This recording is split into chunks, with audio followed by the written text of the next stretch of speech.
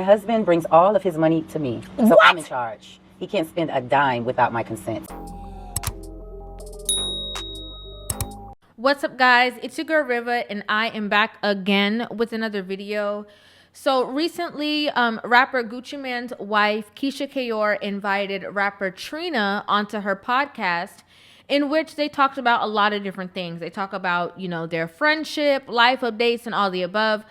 But one point of the internet that stuck out and actually went viral was when Keisha asked rapper Trina about her, new marriage and if Trina decided to get a prenup or not. Did you get a prenup? I didn't. Why not? Because my husband brings all of his money to me, so I'm in charge. He can't spend a dime without my consent. He can't spend a dime for nothing unless it goes through me. That's what I'm talking about. Ringing up, that thing go to. I see everything. That's what I'm talking about. So when Trina made this response by saying, "Oh, he can't spend a dime without me, and no money comes in or goes out without my consent. He has to consent me before he can make any purchases."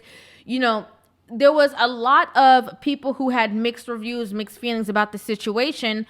And I'm going to give you my point of view, okay? My personal opinion is that, a lot of these quote unquote boss chicks that try to, act as though they're changing the narrative by, being with somebody who's in a different tax bracket than they are, it always ends up resorting to the same thing, right?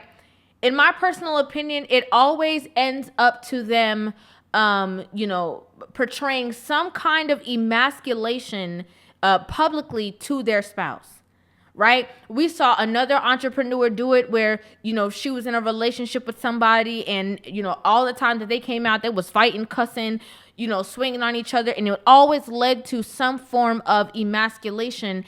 And, I believe that a lot of women believe that just because they are the quote unquote breadwinner or just because they have a certain amount of finances, that they are actually the head of household, right? And when I say head of household, I mean by position. They believe that they are the end all be all in the household. They are the structure. They are the leadership. And whoever comes into their home, especially if they are not the quote unquote breadwinner, that they now have to bow down to them.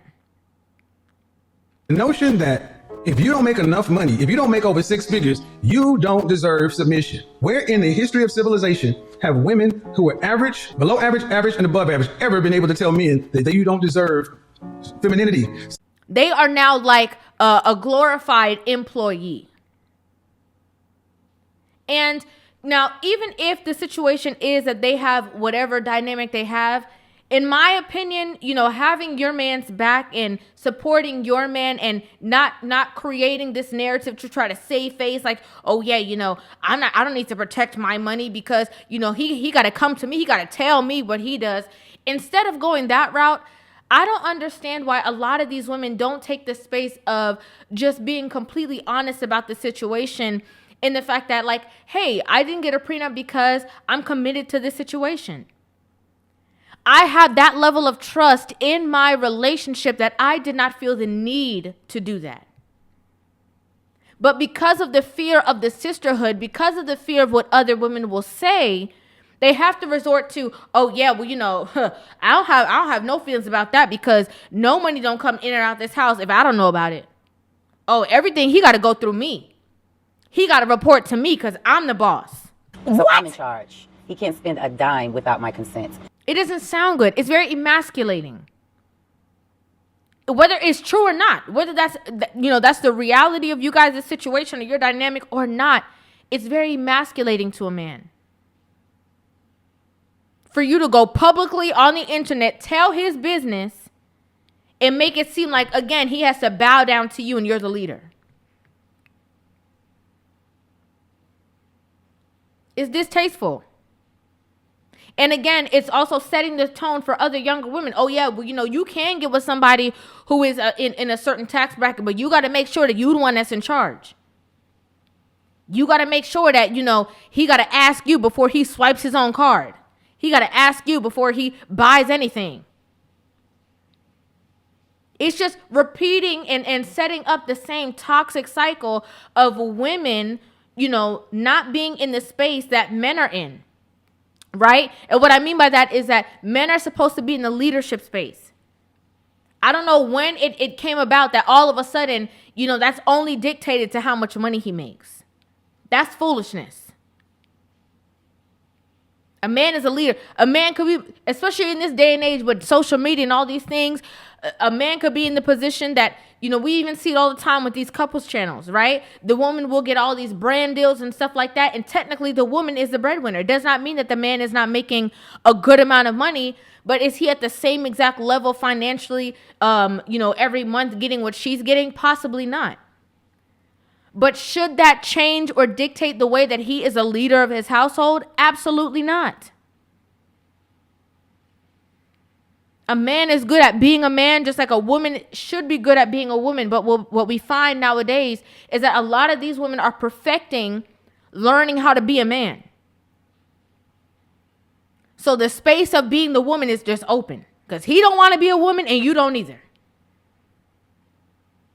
So that space is vacant. And then y'all wonder why these side chicks be stepping in the picture. It's because the space was vacant. Do you want that? Here's the real question. Are you ready? Do you want to be in an openly polygamous relationship or do you want to be in a private polygamous relationship? That's a conversation for a different day. That's a conversation for a different day.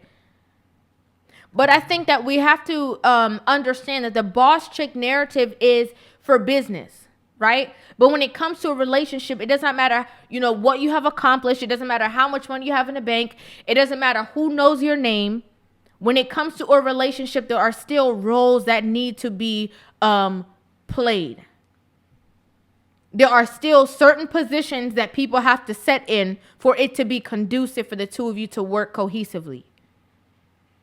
And again, you trying to be in the man's role while he's already in it is going to cause dysfunction.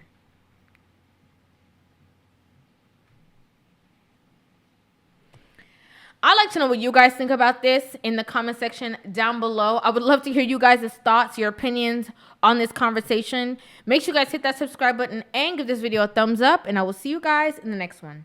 Love you.